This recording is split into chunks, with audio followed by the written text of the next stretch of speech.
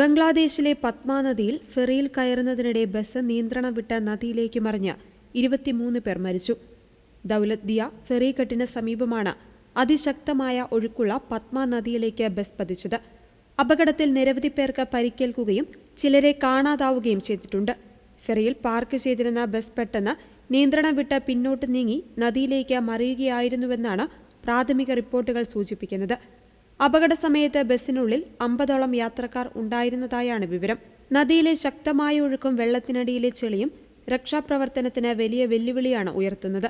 Bangladesh fire സർവീസും civil ഡിഫൻസും പ്രാദേശിക ജനതയുടെ സഹായത്തോടെയാണ് രക്ഷാപ്രവർത്തനം നടത്തിയത്. ഇതുവരെ 23 മൃതദേഹങ്ങൾ നദിയിൽ നിന്ന് കണ്ടെടുത്തു. മരിച്ചവരിൽ സ്ത്രീകളും കുട്ടികളും ഉൾപ്പെടുന്നുണ്ട്. മണിക്കൂറുകളോളം നീണ്ടുനിന്ന പരിശ്രമത്തിനൊടുവിലാണ് ക്രെയിൻ ഉപയോഗിച്ച് ബസ് വെള്ളത്തിൽ നിന്ന് പുറത്തെടുത്തത്. നദിയിൽ കാണാതായവർക്കായി മുങ്ങൽ വിദഗ്ധർ തിരച്ചിൽ തുടരുകയാണ്. ബംഗ്ലാദേശ് സർക്കാർ അപകടത്തെക്കുറിച്ച് ഉന്നതതല അന്വേഷണത്തിന് ഉത്തരവിട്ടിട്ടുണ്ട്. ഫെറികളിലെ സുരക്ഷാ മാനദണ്ഡങ്ങൾ പാലിക്കുന്നതിൽ വന്ന വീഴ്ചയാണോ അപകടത്തിന് കാരണമെന്ന് പരിശോധിക്കും.